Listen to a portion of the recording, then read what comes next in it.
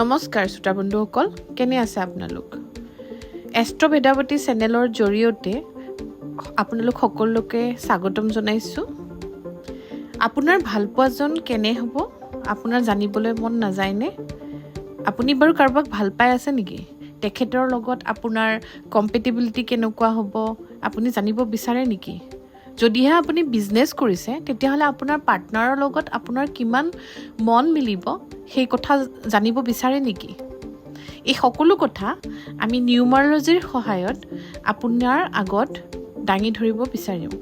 লগতে কোনে কাক কিমান ভাল পায় বা কোনে কাৰ লগত বেছি এফৰ্ট দিব সেইটোও আমি জানিবলৈ চেষ্টা কৰিম।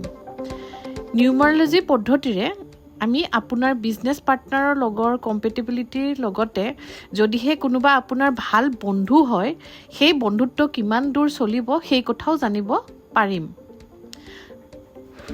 এতিয়া জানো আহক মেৰেজ কম্পেটিবিলিটি বা পাৰ্টনাৰ কম্পেটিবিলিটি নিউমাৰলজিৰ সহায়ত। ধৰা হ'ল আপোনাৰ জন্মৰ তাৰিখ 11/4/2002 11/04/2002। এই ক্ষেত্ৰত প্ৰথমতে আপোনালোকে জানিব লাগিব ড্ৰাইভাৰ নম্বৰ, কণ্ডাক্টৰ নম্বৰ কেনেকৈ উলিয়াব পাৰি। ড্ৰাইভাৰ নম্বৰ মানে আপোনাৰ জন্মৰ তাৰিখটো বুজায়।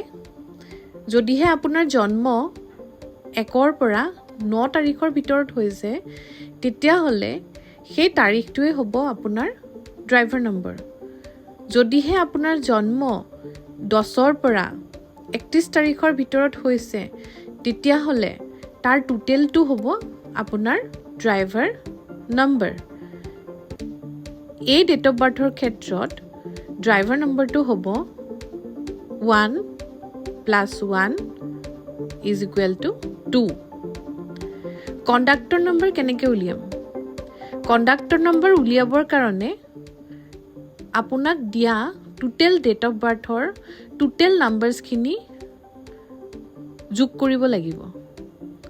তো ডেট অফ বাৰ্থৰ মতে টোটেল নাম্বাৰছখিনি হ'ব 1 + 1 + 4 + 2 + 2 কিমান আহিব? 10 মানে 1, অৰ্থাৎ কণ্ডাক্টৰ নম্বৰ হ'ব 1। যদিহে আৰু এটা উদাহৰণ লোৱা যাওক, আপোনাৰ পাৰ্টনাৰৰ ডেট অফ বাৰ্থ 7/3/2000 হয় বা মাৰ্চৰ 7 তাৰিখ 2000 চন হয় তেন্তে ড্ৰাইভাৰ নম্বৰ হ'ব 7, কণ্ডাক্টৰ নম্বৰ হ'ব 7 + 3 + 2 মানে 12 মানে 1 + 2 = 3। এতিয়া দুইটা ডেট অফ বাৰ্থ আমি লচু গ্ৰিডত ভৰাওঁ আহক। এই ক্ষেত্ৰত লচু গ্ৰিড কেনেকৈ বনাব লাগে মোৰ আগৰ ভিডিঅ'ত আপুনি তাৰ দেখিবলৈ পাব। লচু গ্ৰিডত আমি পুট কৰাৰ পাছত আমি সংখ্যাবোৰ পালোঁ 11/4/2002 ক্ষেত্ৰত লচু গ্ৰিডত আহিব প্ৰথমতে 1, তাৰপাছত আকৌ 1, তাৰপাছত 4, তাৰপাছত 2, তাৰপাছত 2 আৰু তাৰপাছত আপোনাৰ ড্ৰাইভাৰ নম্বৰ 2 আৰু ইয়াত কণ্ডাক্টৰ নম্বৰ 1 আহিছে। চ' 1ৰ জেগাত আৰু এটা 1 আহিব। 7/3/2000 চনৰ তাৰিখৰ লচু গ্ৰিডখন চাওঁ আহক। ইয়াত প্ৰথমতে আহিব 7, তাৰপাছত আহিব 3, তাৰপিছত আহিব 2, তাৰপিছত আহিব ড্ৰাইভাৰ নম্বৰ 7, তাৰপাছত আহিব কণ্ডাক্টৰ নম্বৰ 3।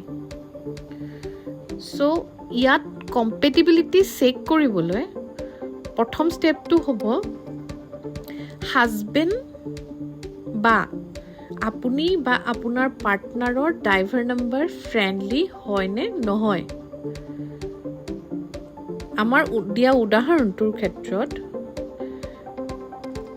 আপোনাৰ ড্ৰাইভাৰ নম্বৰ হৈছে 2 আৰু আপোনাৰ পাৰ্টনাৰৰ ড্ৰাইভাৰ নম্বৰ হৈছে 7 2 আৰু 7 এতিয়া কথা হ'ল টুৰ ফ্ৰেণ্ডলি নাম্বাৰছখিনি চাওঁ আহক ইয়াত লিষ্টখন দেখুওৱা হৈছে কোনটো নাম্বাৰৰ কোনটো ফ্ৰেণ্ডলি নাম্বাৰ হয় আৰু কোনটো এনিমি নাম্বাৰ হয় আপোনালোকে নোট কৰি ল'ব সো দেখা গৈছে নাম্বাৰ 2ৰ ফ্ৰেণ্ডলি নাম্বাৰ হৈছে 1 2 3 5 আৰু নাম্বাৰ 7 অৰ্থাৎ 7ৰ ফ্ৰেণ্ডলি নাম্বাৰ হৈছে 1 3 5 4 6 সো আমি দেখা পালো যে 2 আৰু 7ৰ ফ্ৰেণ্ডলি নাম্বাৰৰ মিল নাই গতিকে 2 আৰু 7 ফ্ৰেণ্ডলি নহয় অৰ্থাৎ এই ষ্টেপটো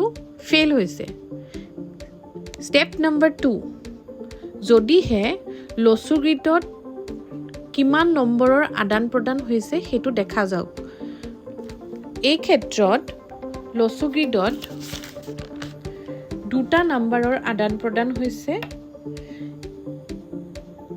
আপোনাৰ পাৰ্টনাৰৰ আৰু আপোনাৰ মাজত 4 আৰু 1 নাম্বাৰৰ আদান প্ৰদান হৈছে আৰু ইফালে 3 আৰু 7 নাম্বাৰৰ আদান প্ৰদান হৈছে লছুগৃতত 2 ভাগতে 2 আছে গতিকে 2 নাম্বাৰছটোৰ আদান প্ৰদান নহ'ব গতিকে ইয়াত দুটা নাম্বাৰ দুইজনে আদান প্ৰদান কৰিছে এই ক্ষেত্ৰত দুইজনৰ কম্পেটিবিলিটি পাছ হৈছে এটা হ'ব ষ্টেপ নম্বৰ 3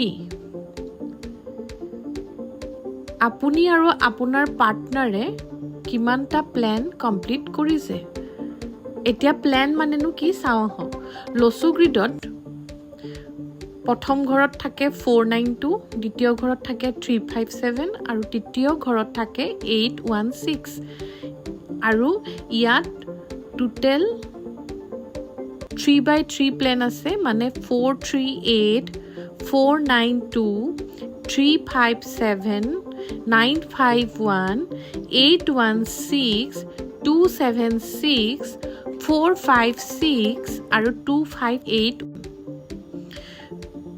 ওপৰত দিয়া উদাহৰণৰ ক্ষেত্ৰত এখনো প্ল্যান কমপ্লিট হোৱা নাই গতিকে ইয়াত ফেল হৈছে ষ্টেপ নম্বৰ 4 যদিহে লছুগৃতত 5 আৰু 6 নম্বৰৰ আদান প্ৰদান হৈছে নেকি ওপৰৰ উদাহৰণৰ পৰা দেখা যায় যে 5 আৰু 6 নম্বৰ দুইজনৰে লছুগৃতত নাই গতিকে আদান প্ৰদান হোৱা নাই অৰ্থাৎ ফেল হৈছে গতিকে ওপৰৰ উদাহৰণৰ পৰা আপোনাৰ আৰু আপোনাৰ পাৰ্টনাৰৰ কম্পেটিবিলিটি দেখা পোৱা নাই যদিহে তেখেত আপোনাৰ ভাল বন্ধু হয় তেতিয়া বা তেখেত আপোনাৰ প্ৰেমিক হয় তেতিয়াও এই সম্পৰ্ক সুমধুৰ নহ'ব